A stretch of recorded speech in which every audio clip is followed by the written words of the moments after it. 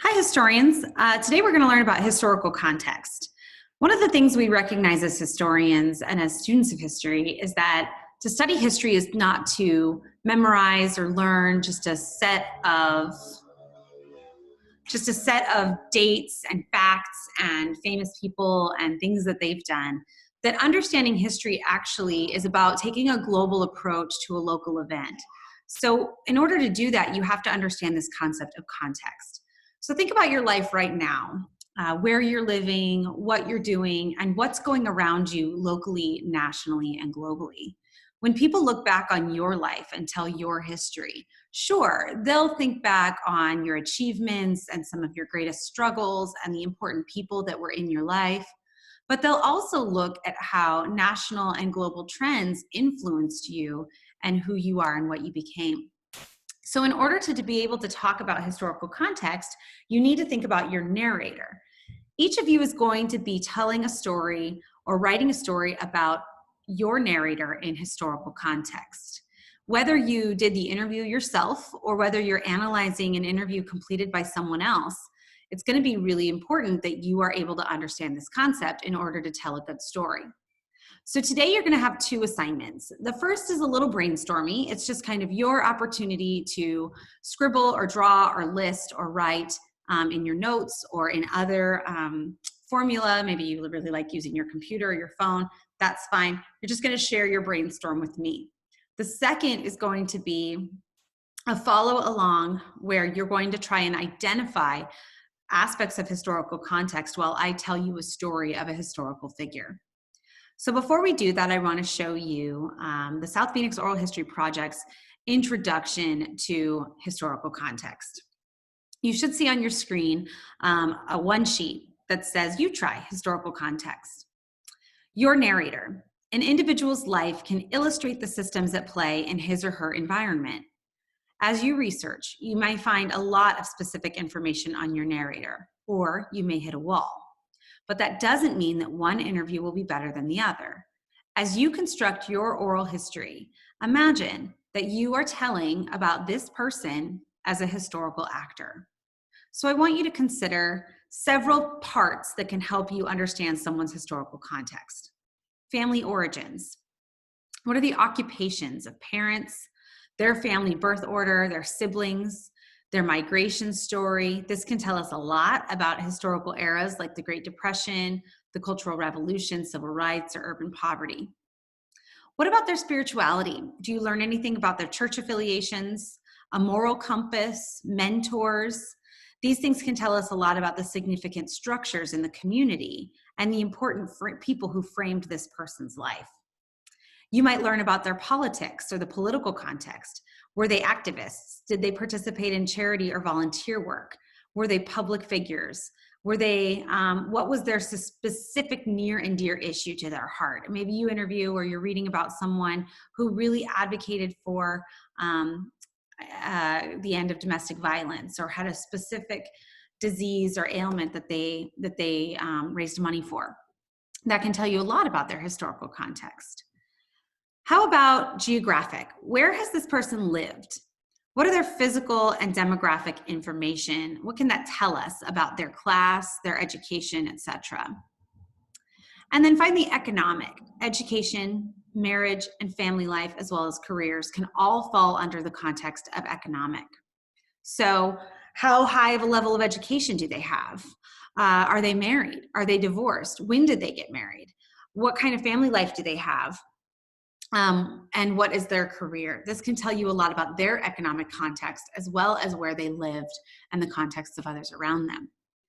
So I want you to try yourself.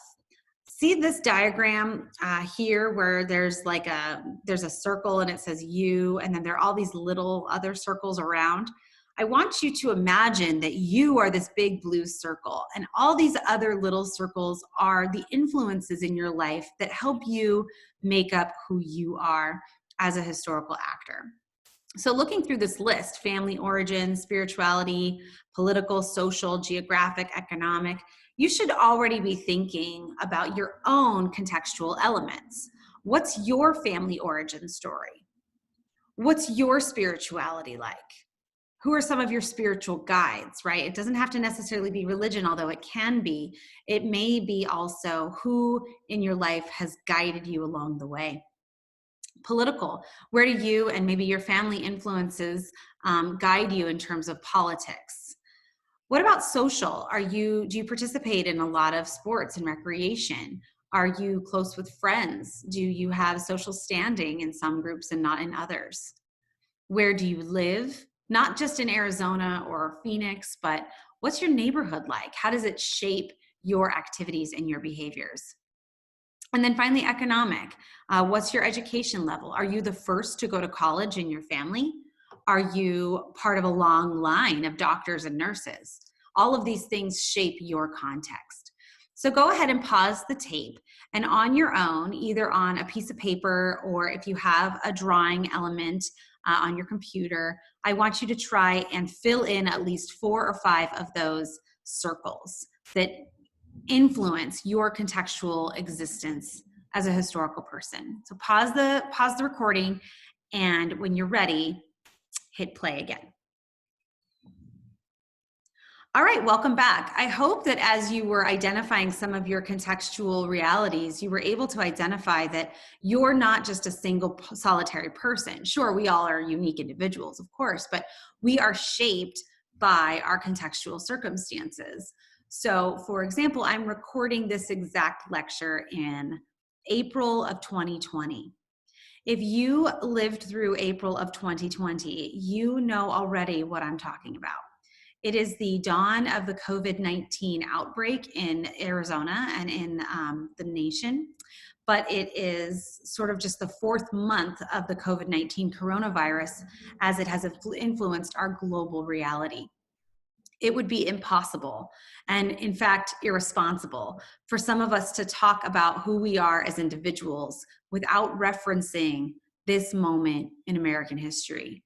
Because across the country, all of us are being affected by this outbreak. Whether or not you know someone who's ill or whether or not you've lost your job, something in your life has shifted or been impacted as a result of this outbreak. So that's a good example of a contextual element. But you also may have thought about the fact that your parents are no longer married. Maybe your mom is a hairstylist and your dad works for the city, right? Or maybe you were the oldest in your family. Maybe you were the youngest. These things can influence who you are as a historical actor. So that's the first assignment. That's your brainstorm. I want you to look to the specific assignment details for how to share that brainstorm with me as part of this assignment. But now we're going to try a second assignment. I'm going to read you a story and tell you a story about a man who lived in a historical time. I want you to take notes on your own. You can pause or rewind the recording at any point if you need to go back. This is the story of Rodolfo Corky Gonzales. As I tell this story, I want you to take notes. And here is how I want you to take notes. I want you to find historical context, examples of what you and I just brainstormed together. And I want you to also find biographical details. So if you're writing this down on a piece of paper, the easiest way to do this is fold your paper in half. On one side, write historical context. And in parentheses, maybe remind yourself, you're looking for at least 5 historical events. On the other side of the paper, write biographical details. And in parentheses again, you're looking for at least 5 biographical details about Rodolfo Corky Gonzales. If you're taking notes on your computer, you can create 2 columns. If you're doing this with Post-its or whatever, just make some sort of visual representation so that you can track 5 historical contextual details and 5 biographical details. So, are you ready? Let's do it. This is the story of Rodolfo Corky Gonzales. He was one of the leading voices of the Chicano movement. Corky was born in 1928 in Denver, Colorado. He was the son of migrant workers who farmed throughout the Southwest. Back then, in 1928, he would have been born when American industry was doing very well. Financially, the country was very successful. But within the first few years of Corky's young life, the whole country plummeted into the Great Depression. Some of the first people to lose their jobs during a global economic crisis are laborers, day laborers, and in particular, immigrants. So because of this, Mexican-born laborers were the very first to be booted out of their jobs during the Great Depression. This also coincided with a decade that was a moment of great xenophobia. Xenophobia is the fear or hatred of races and nationalities other than yourselves. And in America in the 1920s, there was a large fervor for hatred of other cultures. In particular, the Chinese and Mexican were targeted as anti-American immigrants. This was the era of the Border Patrol, which was first established in 1924. It was a time of increased racism and fear of threats to American jobs and livelihood.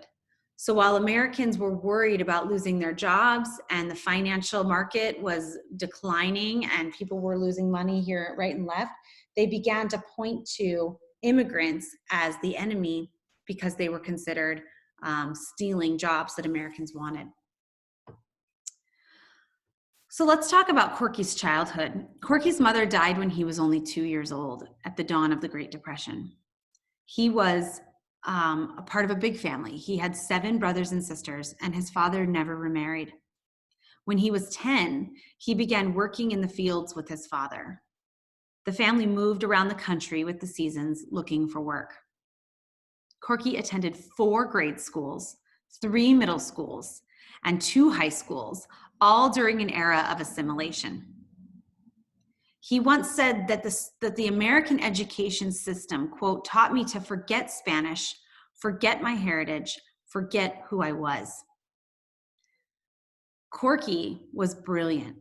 He graduated from Manual High School at the age of 16. This was a rarity for Mexican-American youths at the time. Within a year, Corky was being recruited to join the military or the migrant labor workforce in support of World War II. You might remember that this was also around the time of the Zoot riots. This era, being recruited into World War II, the Zoot riots taking place in California, all contributed to Corky's disdain and distrust of American politics and leadership. Corky Gonzales was a local hero in the city of Denver. He was a featherweight boxer and a championship fighter. He owned a bar and he was a bail bondsman. He ran for public office in the late 1950s. He was the first Latino in Denver to do it. And when he ran for public office, he ran against the first Black man to do the same. In 1957, the vibrant, charismatic national leader, John F. Kennedy Jr., appointed Corky to be the very first Latino ever appointed as district captain of the Democratic National Convention. It was part of the Viva Kennedy campaign. President Kennedy, candidate Kennedy sought after the Mexican-American vote because he recognized that lots of Mexican and Mexican-American voters in the US were looking for a new guard of leadership. In 1965, President Johnson launched what was called the War on Poverty, and he appointed Corky to be the advocate for Denver's city's poor. Corky was fired, though, because most of his efforts focused on the well-being of Latinos in Denver.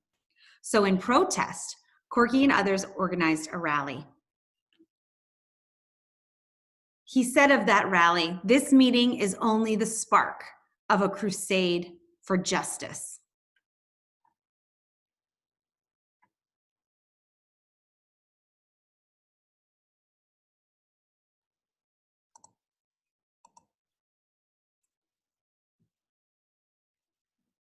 Later, Corky began reflecting on the history of Mexicanos in the United States. He started to consider the amount of Mexicans and Mexican Americans who were native to the Southwest, natives to California, Arizona, Utah, New Mexico, Colorado, and all across the country. He began to think of the Treaty of Guadalupe Hidalgo, which drew a border over what was at one point northern Spanish territory, and then at another point, northern Mexican territory, therefore for centuries had been the homeland of mixed race Spanish and Mexican people.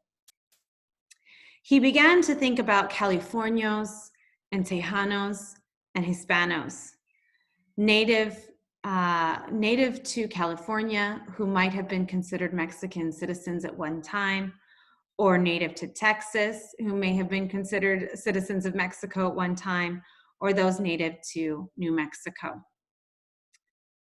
And then he began to think of Joaquin Murrieta. Joaquin Murrieta was a kind of an urban legend throughout California during the era of the Treaty of Guadalupe Hidalgo. He's more myth than man in many ways. He became kind of a Mexican-American Robin Hood. He was known for stealing from wealthy people. He was known for reclaiming land that had been stolen by Americans from Mexicans, and he was known for what is called vigilante justice. And he became this sort of strange character in Mexican-American history in California because the newspapers would claim that they caught him and that Joaquin Murrieta had been caught and beheaded over the weekend. And then within a few days, someone would write a letter into the California newspapers and say, "Yo soy Joaquin and I retain my head." So thinking about Joaquin Murrieta, Corky Gonzales began writing. From a young age, he'd been a poet. Even though he was a boxer, he would read poetry to get psyched for a match. He constantly read and he constantly wrote. And so in the late 1960s, he wrote what was called an epic poem. It was called Yo Soy Joaquin. And in it, he retold the stories of Mexican-American Native heritage, of the Treaty of Guadalupe Hidalgo, of Aztec emperors, of Californios, Tejanos, and Hispanos. And in Yo Soy Joaquin, he coined the term Chicano. Corky Gonzales became one of the leaders of the Chicano movement. To this day, there is no academic manuscript biography of Corky, and there should be.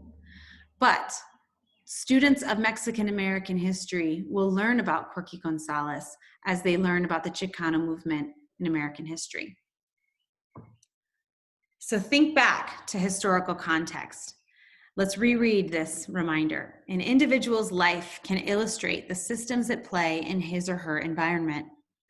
As you research, you may find a lot of specific information on your narrator, or you may hit a wall. But that doesn't mean that one interview will be better than the other. As you construct your oral history, imagine that you are telling about this person as a historical actor. Now remember, I asked you to find 5 details of Corky Gonzales's biography and 5 examples of historical context. I'm excited to see how you did. Please look for the assignment's instructions to see how you can share those 10 concepts with me.